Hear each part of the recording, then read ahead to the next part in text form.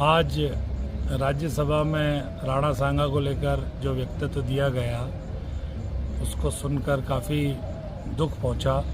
काफ़ी शर्मिंदगी महसूस हुई कि हमारे देश के कर्णधार जो राज्यसभा में विराजमान है,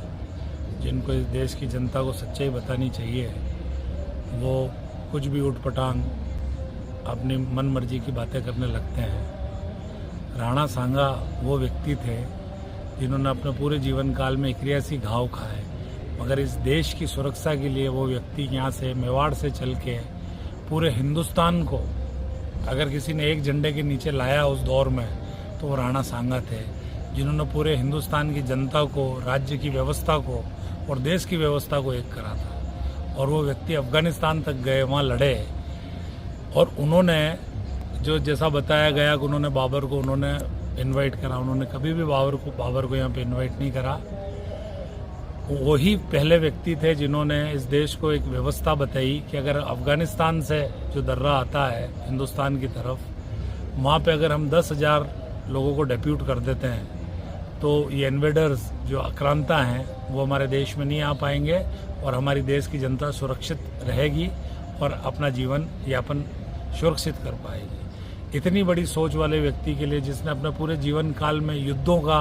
और संग्रामों के बीच में ही अपना जीवन काल निकाला ताकि इस देश के अंदर लोग सुरक्षित रह सकें, इस देश की जनता सुरक्षा भावना के साथ रह सके, ऐसे व्यक्ति के बारे में ऐसी बात करना। और मैं सिर्फ हाथ जोड़ के एक निवेदन करना चाहता हूं, क्योंकि मैं खुद भी एक राजनीतिक व्यक्ति हूं, एक संबंधित दल से संबंध रखता हूं, लेकिन जब हम कभी भी हिस्ट्री की बात करते हैं, इतिहास की बात करते हैं, तो हमें उसकी जानकारी होनी चाहिए, उसकी पूरी जानकारी लेके और हम कोई वक्तव्य दें, क्योंकि ये देश आज की तारीख में बहुत बड़ा है और आप राज्यसभा और लोकसभा में जब कोई भी बात कहते हैं तो उसका असर पूरे देश पे पड़ता है। तो हम देश को बांटे नहीं, एक रखें, जोड़ें, इसको अलग अलग नहीं करें। और कृपया करके इन योद्धाओं को जिन्होंने अपना जीवन काल